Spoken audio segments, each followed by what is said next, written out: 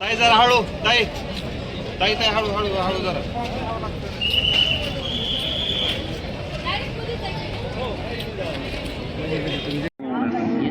खरं तर मी पहिल्यांदा माझ्या तेरगटातील सर्व नागरिकांचे आभार मानते आणि ज्यांनी मला माझ्या पक्षाचा AB फॉर्म दिला. माझ्या पक्षाचे नेते, राष्ट्रवादी काँग्रेस पार्टी शरदचंद्र पवार पक्षाचे नेते आदरणीय पवार साहेब, कार्याध्यक्ष आदरणीय सुप्रियाताई, आदरणीय जयंत पाटील साहेब आणि आदरणीय शशिकांत शिंदे साहेब, रोहितदादा पवार, माझ्या पक्षाचे जिल्हाध्यक्ष प्रताप भैया पाटील, या सर्वांचे पहिल्यांदा मी आभार मानते की त्यांनी मला माझ्या गावातून पक्षाच्या वतीनं अधिकृत उमेदवारी जाहीर केली आणि आज मी फॉर्म भरला.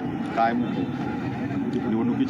निवडणुकीचा मुद्दा माझा म्हणजे तुम्हाला माहिती आहे, तेर हे ऐतिहासिक गाव आहे. धाराशिव जिल्हा मागासलेला म्हणून ओळखला जातो आणि तेर ऐतिहासिक गावामध्ये म्हणावा तशा जो लोकांचा सर्वांगीण विकास व्हायला पाहिजे तो होताना दिसत नाही. आणि मी जी नवीन युवा तरुण आहे, ठीक आहे, मला कुठला राजकीय बॅकग्राऊंड नाही आहे, कारण तुम्ही बघताय खूप मोठ्या घराणेशाहीतले लोक येतात, सगळं त्यांनाच घेतात, परंतु मी एक सामान्य घरातली मुलगी आहे आणि मी जनतेच्या पाठिंब्यावरती ही निवडणूक लढवते. मला माझ्या तेरचं नाव अतिशय चांगलं, तिथं हॉस्पिटल झालं पाहिजे, जे समुद्रवाणीला झालं तसं उत्तम हॉस्पिटल तेरला व्हायला पाहिजे. तिथे साधी बीपीची गोळी मिळत नाही अशी लोकांची तक्रार आहे. एक उत्तम शाळा जी पुण्यामध्ये शिरूरला नामांकित आहे तशा पद्धतीची जिल्हा परिषदेची शाळा मला उत्तम करायची, कारण माझ्या संस्था नाही आहेत. संस्था असलेल्या लोकांना जिल्हा परिषदेच्या शाळा मोठ्या व्हाव्या असं वाटत नाही, असं चित्र आहे. त्यामुळे जिल्हा परिषद, आमचं तेर संत गोरोबा काकांचं जे मंदिर आहे, जे संत श्रेष्ठ आहेत, सर्वांचे पर्यवेक्षक आहेत, संत गोरोबा काकांचं मंदिर अगदी माऊलींच्या आळंदीच्या धर्तीवर,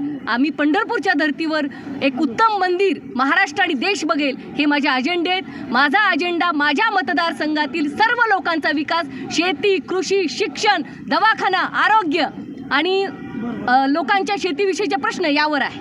ताई, आपल्या विरोधातील जे उमेदवार आहेत त्यांनी 2 ठिकाणाहून उमेदवारी अर्ज भरलेला, काय कारण असतो? मी असं म्हणेन की 2 अर्ज भरले याचं कारण कदाचित त्या उमेदवाराला कॉन्फिडन्स नसावा आणि दुसरी गोष्ट, पक्ष आपल्या खिशात असल्यानंतर असं करतं माणूस.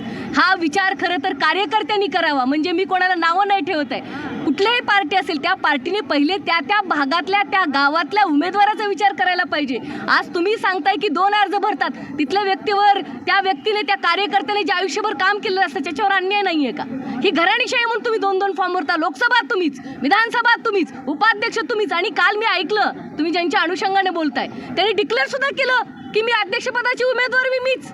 पण माझा असा काही दावा नाही.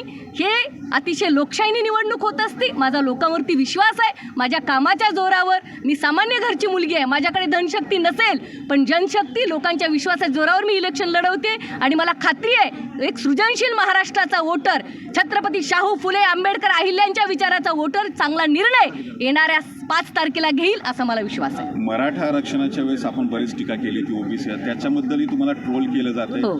त्यावेळेची भूमिका काय आहे आणि आता उमेदवारी मिळवण्याची भूमिका काय बदलली आहे का? मी स्पष्ट सांगू इच्छिते की त्यावेळेस तुम्ही जो आता प्रश्न मला विचारला, मी कधीही गरीब, आर्थिकदृष्ट्या गरीब असलेल्या मराठा समाजाच्या विरोधात नव्हते, नाही आणि आजही नाही. परंतु आज मी क्लिअर करते, जे माननीय आता उमेदवार उभे आहेत, जे लोकसभेला घड्याळाकडून उभे होते आणि जे आता भाजपकडून इकडे उभे आहेत आणि त्यांचे पती भाजपचे आमदार आहेत, असा पक्ष बदलणाऱ्या प्रचंड गर्भश्रीमंत कोट्याधीश लोकांच्या, असा गरिबांचा हक्क हिरावून घेणाऱ्या लोकांच्या विरोधात मी निवडणूक लढवते. मूळ ओबीसी आणि हा मुद्दा, माझा प्रश्न त्याच्या संबंधित होता, त्यावर काय भूमिका आहे तुमची? मी तुम्हाला सांगितलं नाही, मी सांगते ना, बरोबर आहे तुमचं, मी तुम्हाला ह्याच्यावरच सांगते. मराठा समाजाकडून तुम्हाला विरोध करतोय, बऱ्याच ठिकाणी आपलं ट्रोलिंग पण होतंय. ओके, माझं असं मत आहे, राजकारणामध्ये, समाजकारणामध्ये काम करत असताना सगळ्यांना चितपट असतं. 1-2 गोष्टी होत असतात, ह्या गोष्टी चलत असतात. माझा स्वीकार आहे, संतांनाही झालेला आहे, महापुरुषांना झालेला आहे, नेत्यांना झालेला आहे. मला दिलगिरी व्यक्त हो, माझं असं स्पष्ट मत आहे की मी तेव्हाही माझ्या गरीब मराठा बांधवांची, जे मनोजदादा जरांगे बोलतात, त्या गरीब मराठ्यांच्या विरोधात मी कधीही नव्हते. परंतु जे आता उमेदवार उभे आहेत, लोकसभेला मीच, इकडं मीच, तशा लोकांच्या विरोधातली ती माझी भूमिका होती. हे मला महाराष्ट्राला क्लिअर करायचं. डुप्लिकेट ओबीसीचा काय अर्थ होता?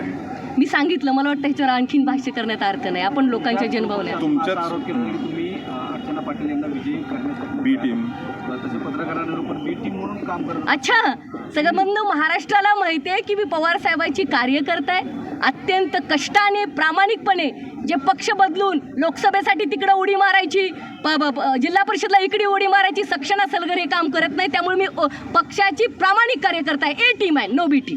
मी